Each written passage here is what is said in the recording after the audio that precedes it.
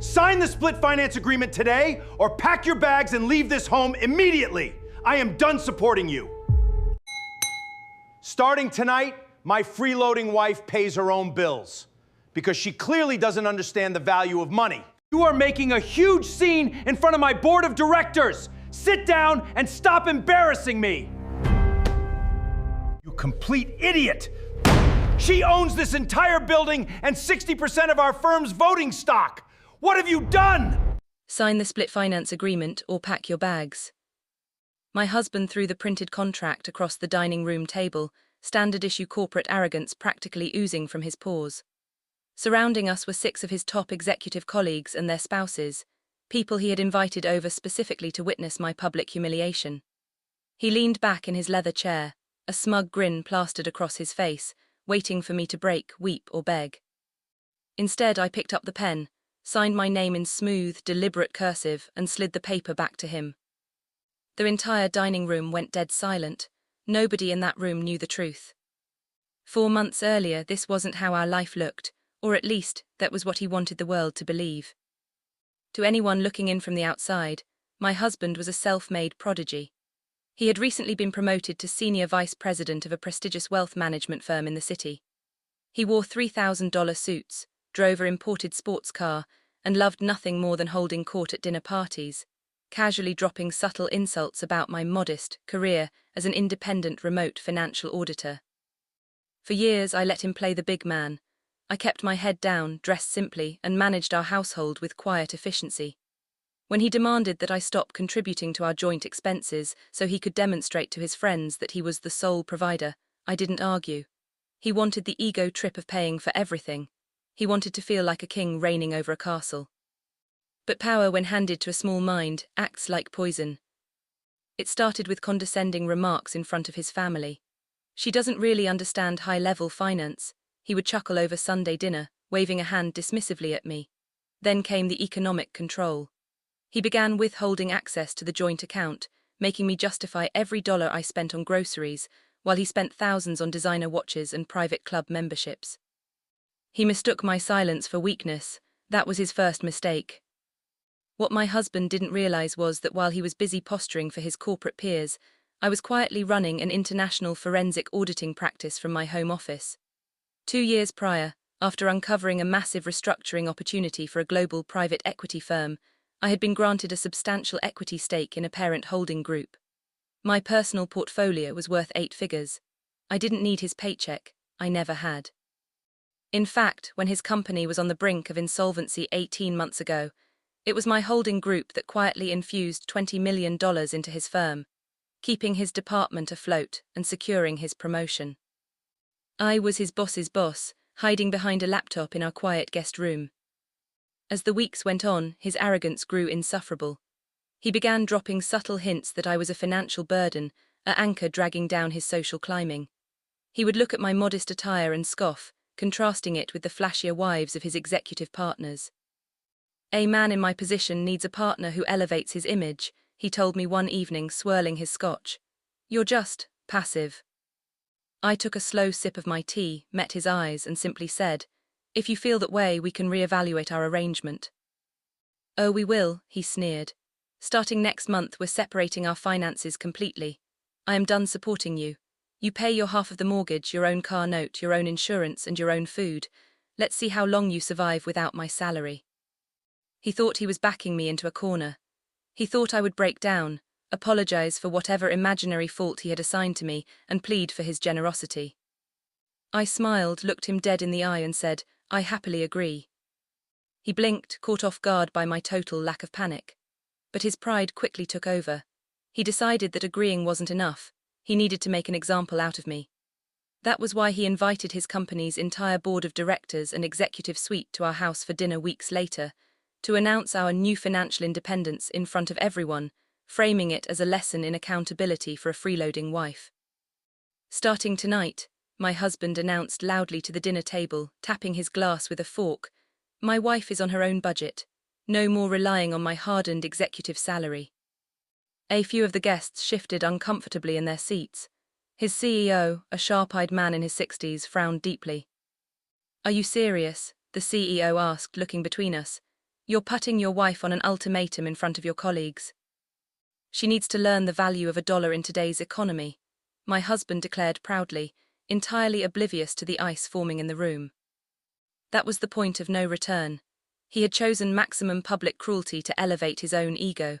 He had no idea what was coming. Actually, I said, my voice echoing clearly across the room as I stood up from the table, I think complete transparency is a wonderful idea. And since we are laying all our cards on the table in front of your board of directors, let's look at the numbers.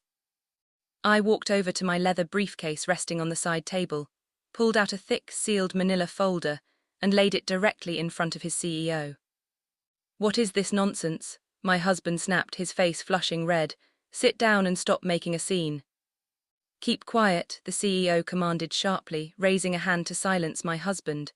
The CEO opened the folder. Inside were 3 documents.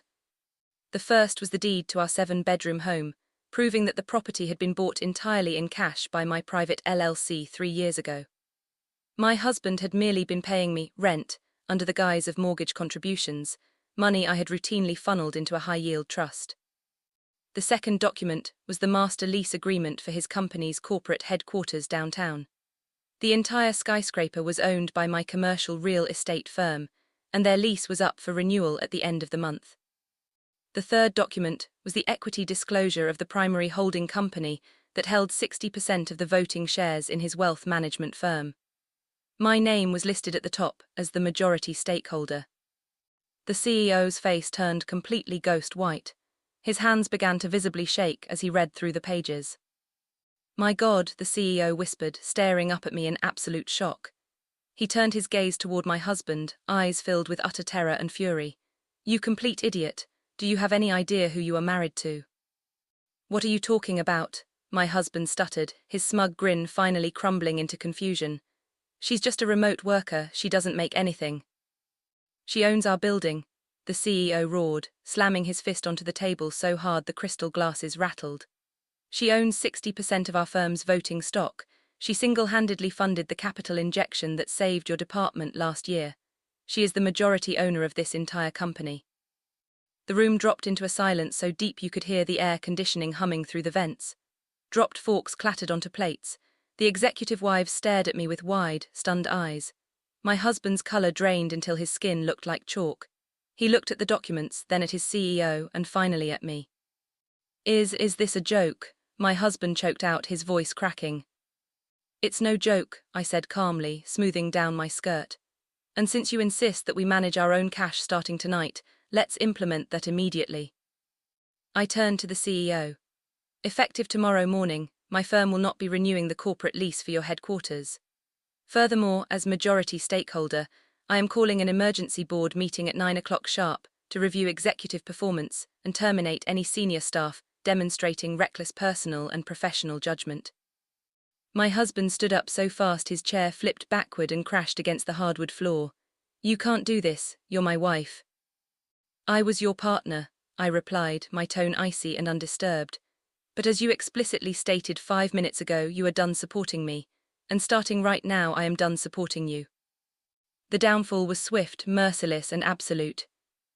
By 8 o'clock the following evening, my husband had been stripped of his position, stripped of his corporate credit cards, and escorted out of the building by security after the board unanimously voted to remove him to salvage their relationship with my holding group. His 6-figure salary vanished overnight. 3 days later, he received a formal eviction notice from my legal team, giving him 48 hours to vacate my house. Because he had spent years living far beyond his actual means to maintain an image of wealth, maxing out credit cards on luxury cars, tailored suits and private clubs, he had zero personal savings. Within a month, his imported sports car was repossessed, his bank accounts were frozen due to pending legal disputes, and he was forced to move into a tiny, run-down studio apartment on the edge of town. When the divorce proceedings finalized, the prenuptial agreement he had insisted on years prior, designed, ironically, to protect his assets, worked entirely against him. He walked away with nothing but his clothes and a mountain of personal debt. 6 months later, I ran into him outside a coffee shop in the financial district. He was wearing an off-the-rack suit that was noticeably too big for him, carrying a battered briefcase, on his way to an entry-level sales interview. He looked tired, aged, and thoroughly broken. He stopped, looking at me with a desperate mix of regret and shame. I made a terrible mistake, he stammered, his voice devoid of the arrogance that once defined him. If I had only known. That's the point, I said softly, looking at him with neither anger nor malice but complete indifference. You should have respected me when you thought I had nothing. I turned and walked away into the bustling city, stepping into the back of my car, leaving him standing on the curb in the shadow of the skyscraper I owned. Have you ever been underestimated by someone who had no idea who they were dealing with? Tell me your story in the comments. If you enjoyed this story, like, subscribe and turn on notifications for more revenge stories every week.